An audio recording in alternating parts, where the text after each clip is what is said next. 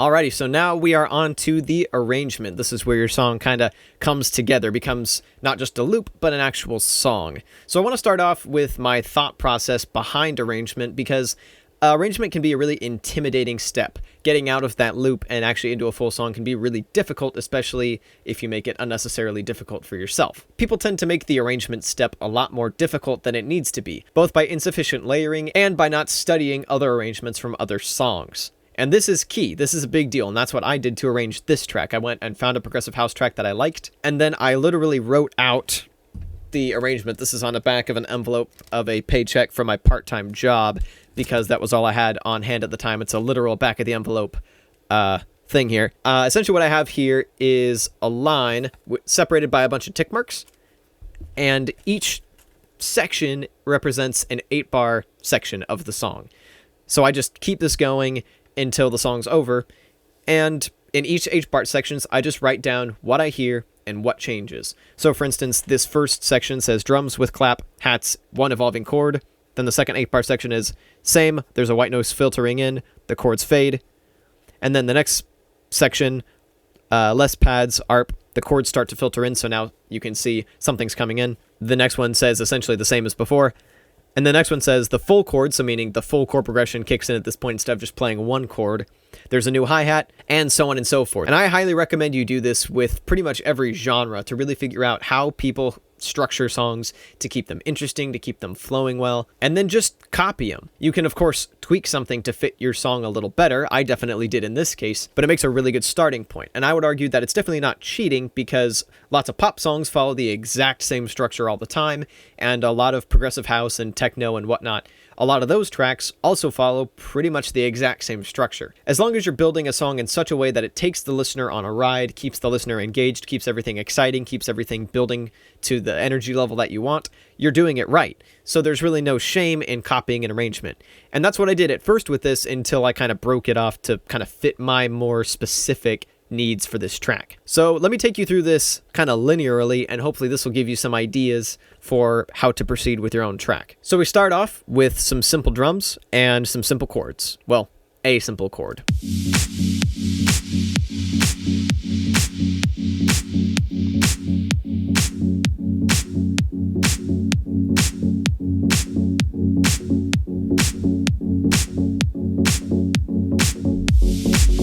And right here, the kick has some additional EQ and some additional shortening on it. So let me compare here. Here's the normal kick.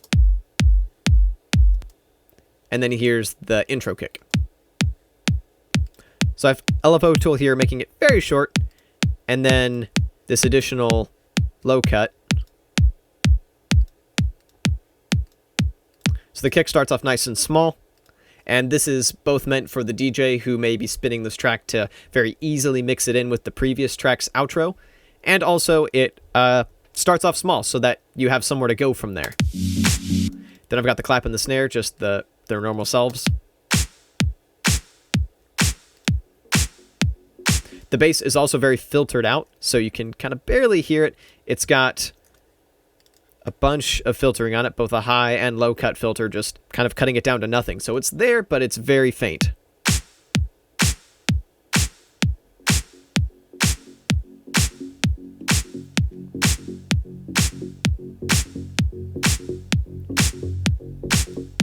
So over that 8 bars, it's slowly making itself more apparent and more obvious. A similar strategy applies to the main plucks. And I mentioned that there is this EQ on here, and that actually kicks in now. Essentially, we've got a pretty extreme high cut filter, also known as a low pass filter, because it lets the lows pass through.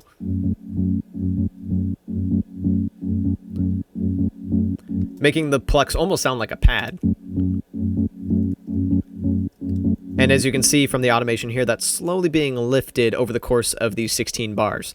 So for the first 8 bars, what we have is essentially playing one chord, the bass is playing one note, and everything's very muffled, and the drums are very small and dinky. And we've got that white noise immediately bringing you in. And same with the pads. The pads are also basically filtered down to nothing.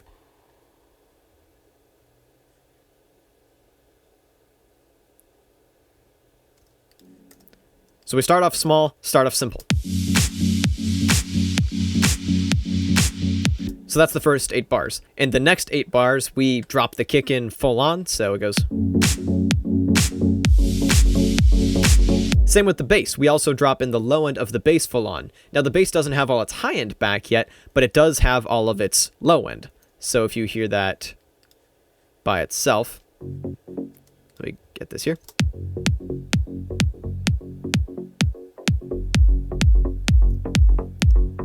So you immediately get that contrast where, oh, awesome, now we're at full low end, and that feels really nice. Still no hi-hats.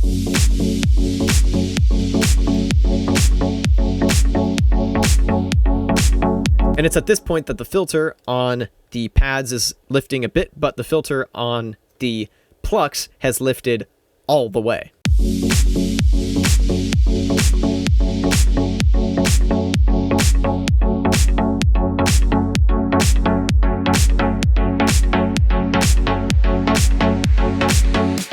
So if you watch this, you can actually see it move up right here.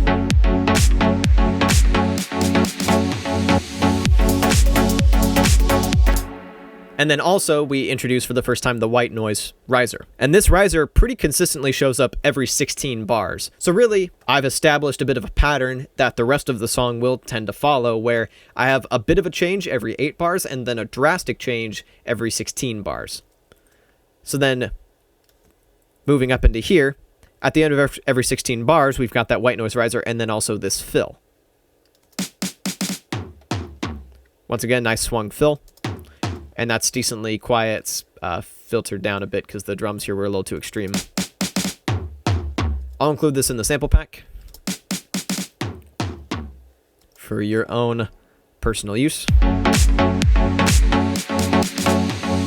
We can see we drop out all the drums.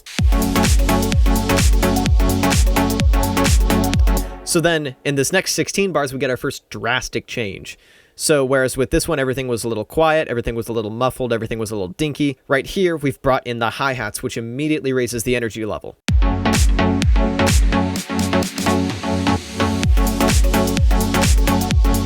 And we've also introduced the ARP, which at the moment is very much filtered down. You can see that here. And so over time, that's going to rise, making the ARP more and more audible, more kind of front and center. By this point, the bass is all in, as are the plucks, but the pad is not yet. Also got this little impact here.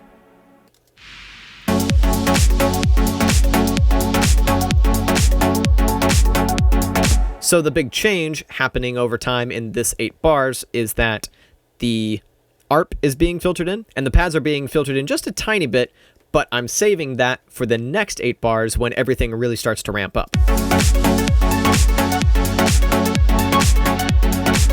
By now you can hear the ARP pretty clearly, and that's almost in full force. And also the pads finally, by the end of this, actually go all out.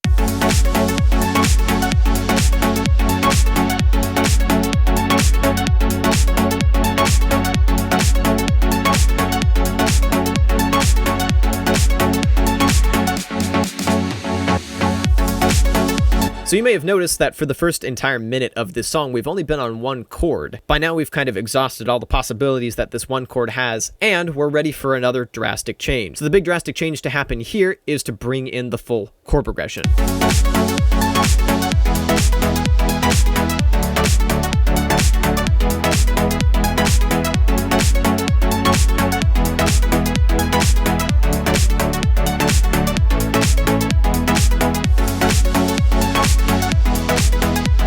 And also, I filtered the pads back down a bit, so let me solo those so you can hear them.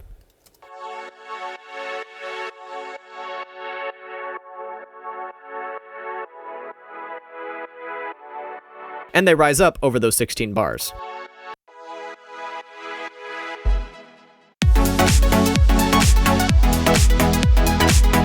So once again, you get both that drastic change of the chord progression becoming a progression, and that subtle change over time of the pads being filtered back in, raising the energy level slowly until we get over here.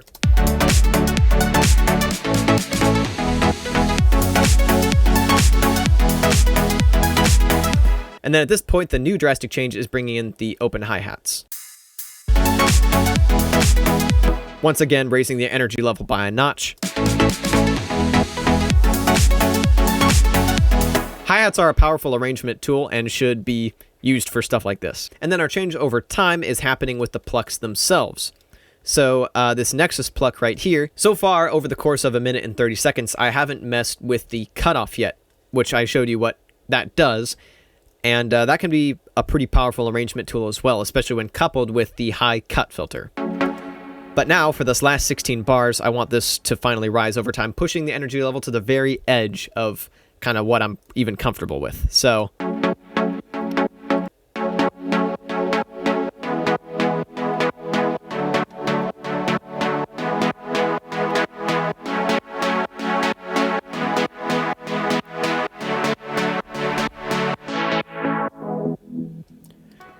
by all that, we're like, all right, something's going to happen. Something big is going to happen. Something big is going to change.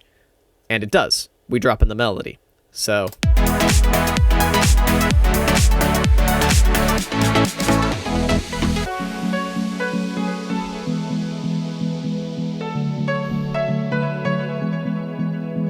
which creates this nice emotional moment. So in order to transition this big energetic portion to this kind of quiet, intimate portion, what I did was a lot of filtering and use of impacts and risers and white noise. So let's look at the filtering in this part. We have the cutoff rising over time, as I've showed you. But then in this last bar, the filter comes back down. So let me actually show you.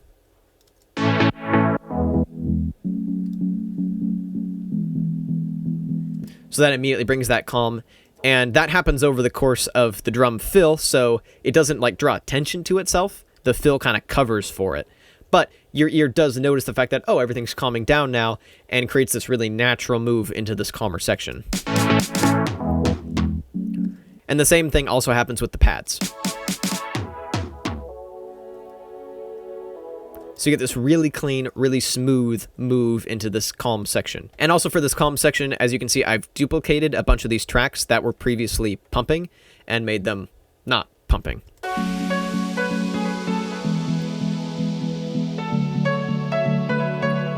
And we also got that impact back and that white noise.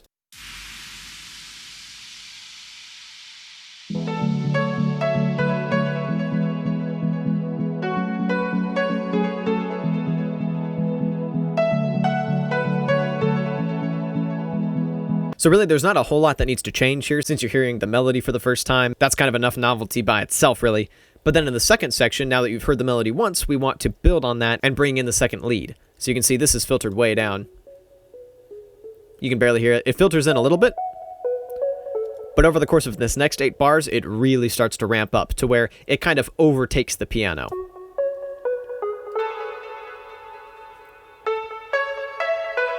So they're kind of equal right now.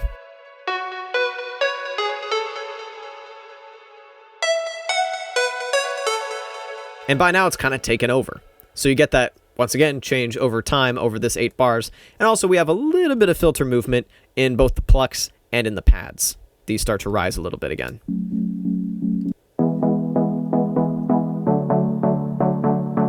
Once again, we need a drastic change. So let's bring the drums back in.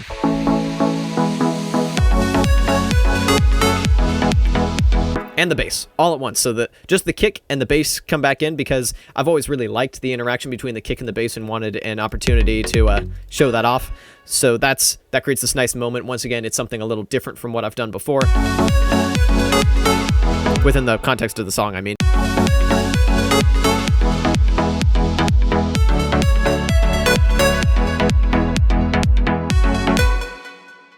And now also over time, our plucks are rising up and our pads are rising up. In terms of the filter movement, the high cut filter is receding.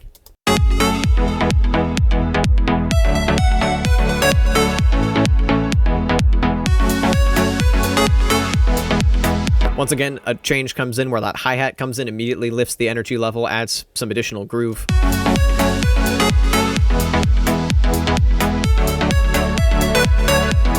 And also in this section, I start raising the cutoff of the pluck again. So this is another sort of a build. You're starting to build anticipation for something big happening. As you can see, I haven't dropped the drums in very much yet. I've kept them minimal so that when all the drums come in all at once, it's this big emotional punch.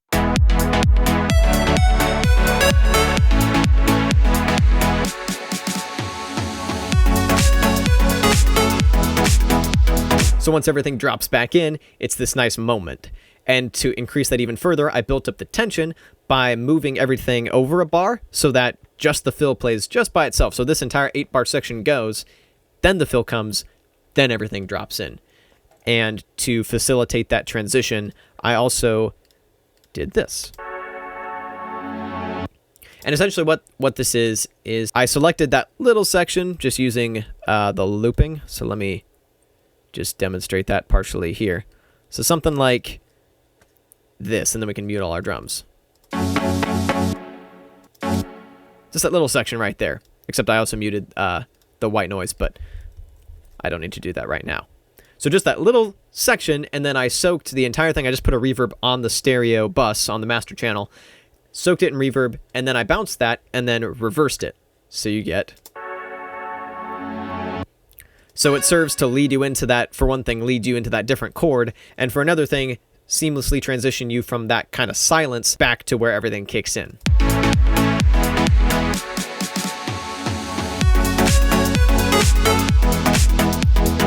This is progressive house, so you want all of your progression to be very smooth, very fluid, and feel very natural. So at this point, everything is dropped back in, except now I've once again brought the cutoff of the plucks back down, so now I'll be able to build that over time to an emotional climax of the song.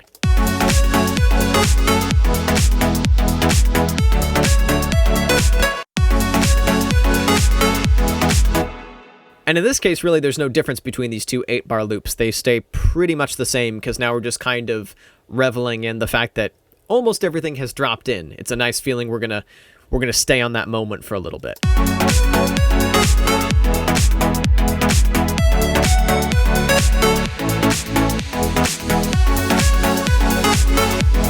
And finally, we're at the big emotional climax where I've added a couple additional elements. You can hear the kick changes back before that. I got tired of using that fill, and I felt I would mix it up a bit, and so I used the little kick there. So finally, we have the pads are in full force, and I've added a couple more, and I've also added in a couple more layers to the lead. So let me go into those real quick. We're going kind of back into layering territory. These strings, and they're an octave above everything else to once again lift that energy level immediately and lift that kind of emotion. And same with these very harsh saw pads.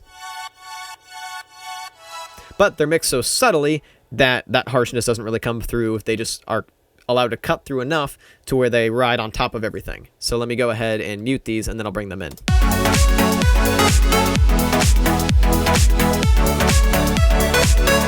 We've gotten almost into cheesy emotional territory, but I think it works. And then also along with that, the other octave jump we have is these additional lead parts. Or they're really more plucks than leads, but you get the idea. So by themselves, we've just got the piano, the pluck. Then on top.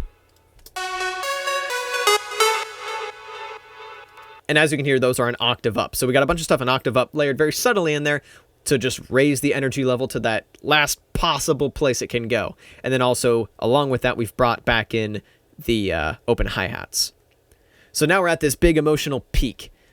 And we build it just a little bit more by once again over the 16 bars raising the cutoff.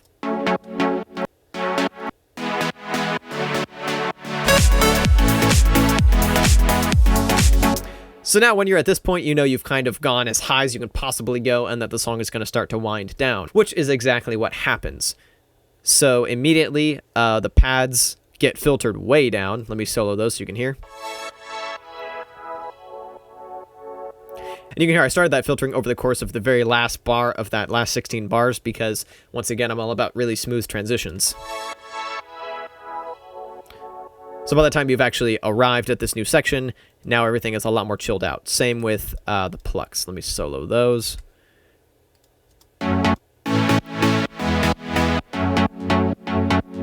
But in this case, I start the cutoff dropping right as that new section starts. And you've got this kind of exponentially dropping layout here.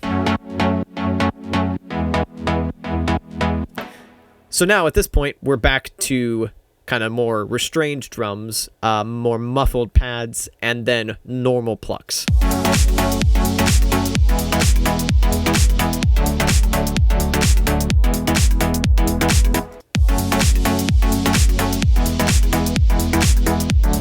And then finally over here, stuff starts to get filtered out. The plucks start to get filtered way down. The pads also get filtered way down. Everything's really starting to reach a low point of energy here.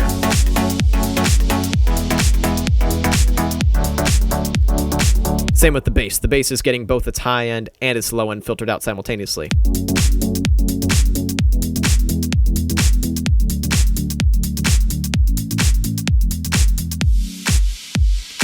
And I made sure to end on that chord. I didn't want to end on tension because that just kind of makes you uncomfortable as the track ends. So I made sure to end on one last chord that rings out nicely. And now we're basically to extremely muffled pads. Just playing that one chord. And these get filtered down to until they're silent. And so, once again, we've brought the drums back down. So this track kind of comes full circle a bit.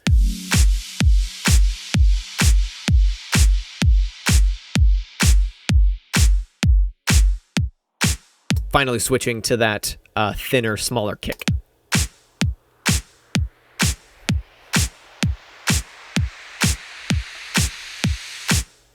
Then we rise, anticipating that this will probably be mixed with another song that's coming right after it. So the rise are both kind of is that one last send-off for the track, and is also a nice rise into whatever the next track is, assuming a DJ is playing this out. But this time, instead of the riser lasting all the way to the very end, I have it drop out right on this last clap. So the very last sound you hear is this clap, and that rings out and creates this kind of unexpected but very logical place for the track to completely end. And that is it for the arrangement. We've taken the listener on a journey, told a bit of a story with the track, not one that really makes any logical sense, but one that kind of creates these points of emotional tension, release, and building. So we've got one final video after this. I'm going to talk briefly about the mixing and mastering of this track, and then this will be over and hopefully you'll be equipped to make better progressive house tracks yourself.